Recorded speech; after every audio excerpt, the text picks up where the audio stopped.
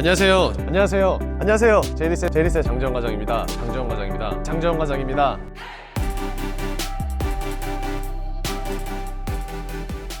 안녕하세요. 제이리스의 장재원 팀장입니다. 오늘도 좋은 차량 리뷰를 위해서 이렇게 찾아오게 되었는데요. 오늘 여러분들한테 소개해드릴 차량 바로 BMW의 X6가 되겠습니다. 먼저 차량부터 한번 보시겠습니다.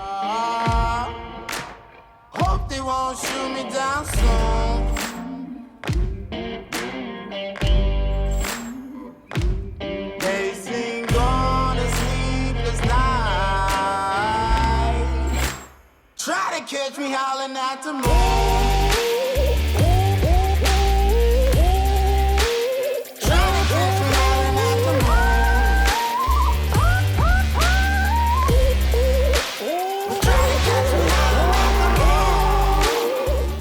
자, 본격적인 리뷰를 한번 해보겠습니다. 이 차량 같은 경우에는 X6 중에서 40i 가솔린 모델이고요.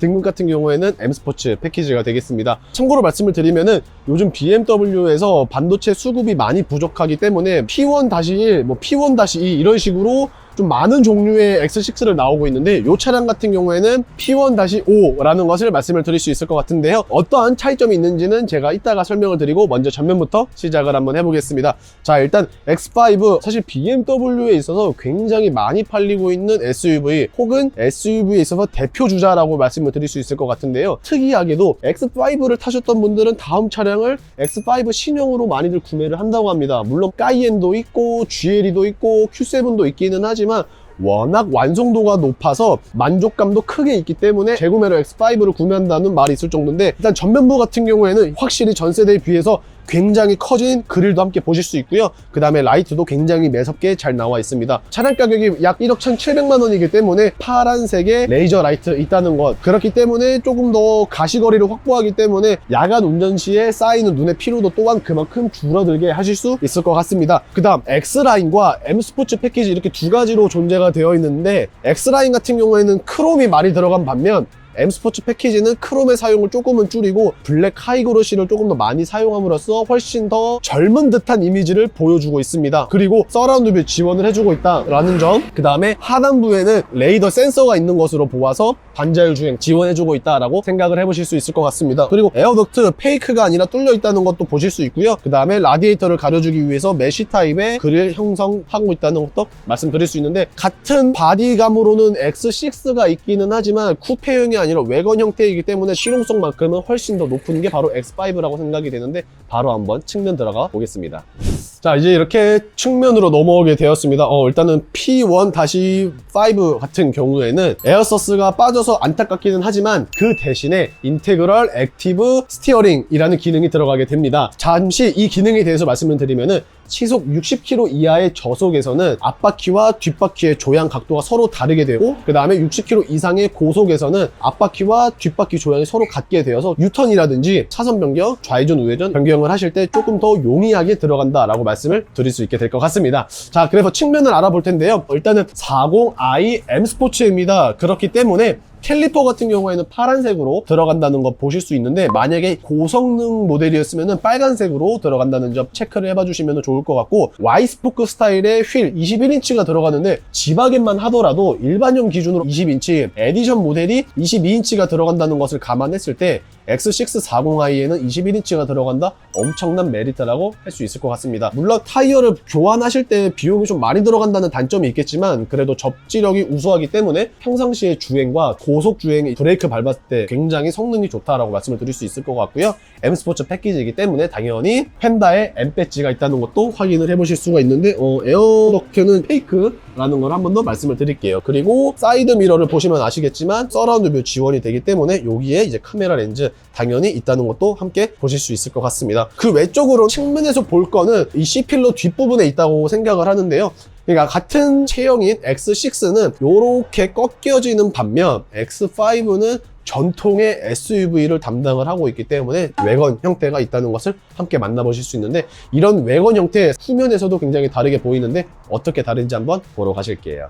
자, 이제 이렇게 후면으로 넘어왔는데요. 제가 측면에서 말씀드린 것과 같이 X5의 경우에는 외건 형태로 만들어져 있습니다. 그렇기 때문에 약간 각진 기역자 형식으로 보여져 있는데, 그래서 그런지는 모르겠지만 후면을 봤을 때 조금 둔탁스럽기는 하지만 대신에 트렁크의 사이즈에 있어서만큼은 훨씬 더 많은 공간을 살릴 수 있다라고 말씀을 드릴 수 있을 것 같은데, 그건 잠시 뒤에 보는 걸로 하고, 일단은 후미등 같은 경우에도 훨씬 더 입체감스럽게 되어 있습니다. 사실 내 차가 보내는 시그널을 뒤에서 빠르게 확인을 해야지 2차 사고를 예방을 할 수 있다든지 차선 변경을 하실 때 조금 더 빠르고 좋게 할 수 있기 때문에, 저는 개인적으로 전면의 라이트보다는 후미등이 훨씬 더 중요하다고 생각을 하는데, 훨씬 더 이렇게 입체감스럽기 때문에 내가 보내는 시그널 뒷차뿐만 아니라 뭐 사선에 있는 차량들도 함께 확인을 해보실 수 있다고 생각을 하고요. 그 다음에 보통 이제 X라인이었으면 하단부 같은 경우에는 크롬으로 많이 쓰여 있었겠지만, 이 차량 말씀드렸다시피 M 스포츠이기 때문에 크롬은 거의 없습니다. 대신에 요거는 플라스틱이긴 한데 그냥 회색깔 같은 범퍼가 있으면서 X라인과는 상반된 분위기를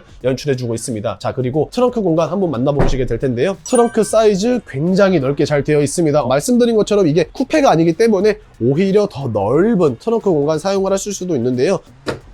하단 트렁크까지 내리게 되면은 조금 더 짐을 적재하실 때 편하게 적재를 하실 수 있고, 한가한 곳에 가가지고 그냥 차를 이렇게 세워놓고 이런 식으로 그냥 차크닉 하실 수 있도록 좋지 않을까 싶어. 이게 용량이 한 300km인가 이제 지원이 된다고는 하는데, 정확하게 알고 계시는 분은 댓글로 달아주시면 정말 감사하겠고요. 만약에 에어서스가 들어갔었다면은 차고지 높이를 플러스 마이너스로 약 4cm씩, 그러니까 총 8cm를 올리고 내리고 할 수 있었겠지만, 이 차량은 해당 부분 빠져 있다는 것 말씀을 드릴 수 있을 것 같은데, 어찌됐든 이 정도의 트렁크 공간 굉장히 넓지 않나요? 제가 단순히 차크닉이라고는 했지만 캠핑뿐만 아니라 차박에 있어서도 굉장히 충분성을 가지고 있지 않나라고 생각이 드는 X5가 되겠습니다. 그렇다면 실내로 한번 넘어가 보실게요.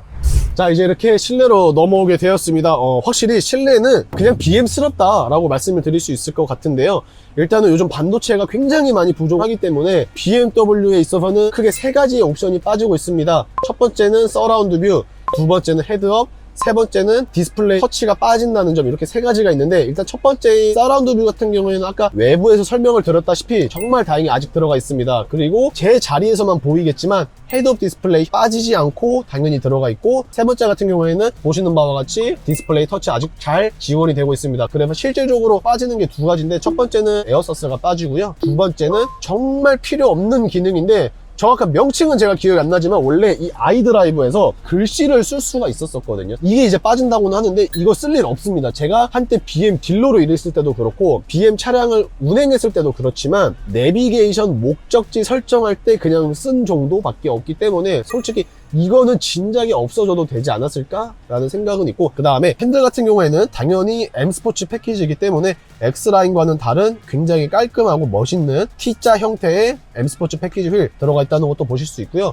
내부 트림 같은 경우에는 이름은 뭔지는 모르겠지만 카본과는 조금 다른 스타일의 실내 인테리어 트림이 있다는 것을 보실 수가 있는데, 깔끔하다는 모르겠지만 그래도 멋있다, 저는 개인적으로. 게다가 내구성마저도 훌륭하기 때문에 잔기스라든지 먼지 같은 부분들에 있어서는 괜찮지 않을까 싶은데요. 그리고 무선 충전 지원이 되고 있고요. 꿀팁으로 요즘 X6를 출고받게 되시면은 차키가 무려 3개가 나오는데, 흔히 그냥 알고 있는 스마트 키가 첫 번째, 두 번째는 차량의 간단한 상태를 확인할 수 있는 핸드폰과 같은 디지털 키 이렇게 나오고요. 그 다음에 마지막으로는 카드 형태로 나온다고 하는데, 요것만 이제 지갑에 넣어 두시면은 굳이 차키가 없어도 차 문을 열고 닫고 시동 걸고 할 수 있는데, 편리할 수는 있지만 아직까지는 인식되는 속도가 조금 느리다는 점 감안해 주시면 좋으실 것 같고, X5, X6와는 이제 플랫폼이 동일하기 때문에 4920의 전장 길이를 자랑을 하고 있기 때문에 레그룸은 넉넉할 것 같은데, 헤드룸 궁금하시지 않은가요? 장 팀장이 직접 앉아서 헤드룸 어떤지 한번 2열로 넘어가 볼게요.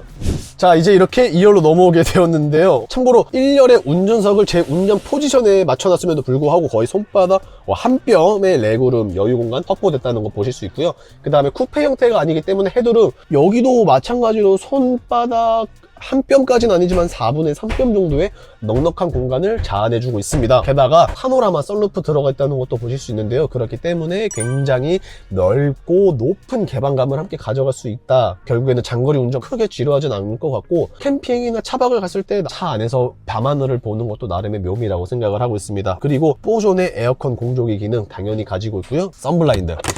사실 썬블라인드가 뭐 별로 대수롭지 않게 생각을 할 수는 있는데, 저는 개인적으로 이거 안 넣어주면 좀 서운하더라고요. 그러나 X540i M 스포츠 같은 경우에는 빼놓지 않고 당연히 가지고 있다. 물론 전동이었으면 더 좋았겠지만 원가 절감을 조금이라도 하기 위해서 수동으로 되어 있다는 점, 이 점을 마무리로 짚어드리고요. 오늘 최종 리뷰 한번 맞춰볼게요. 자, 지금까지 BMW의 X640i라는 모델에 대해서 리뷰를 해보게 되었는데요. 영상을 보셨으면 아시겠지만 외형은 화이트, 내부는 커피 시트를 담당하고 있어서 제일 인기가 많은 조합이라고 할 수 있습니다. 물론 구하는 것이 그렇게 쉽지는 않지만 언제든지 말씀드리는 게 있죠. 리스와 장기 렌트로 보시는 분들, 장재현 팀장에게 연락 주시면은 빠른 출고는 물론 굉장히 저렴한 견적까지 함께 맞춰드리고 있습니다. 문의 방법은 여러분 보시는 화면에 우측 상단에 있는 제 연락처 혹은 카카오톡 아이디로 연락 주시면 되시고요. 이 영상 조금이라도 도움이 되셨다면은 구독과 좋아요, 알림 설정 한번 부탁드리면서 오늘 영상 마무리하겠습니다. 감사합니다. 짠!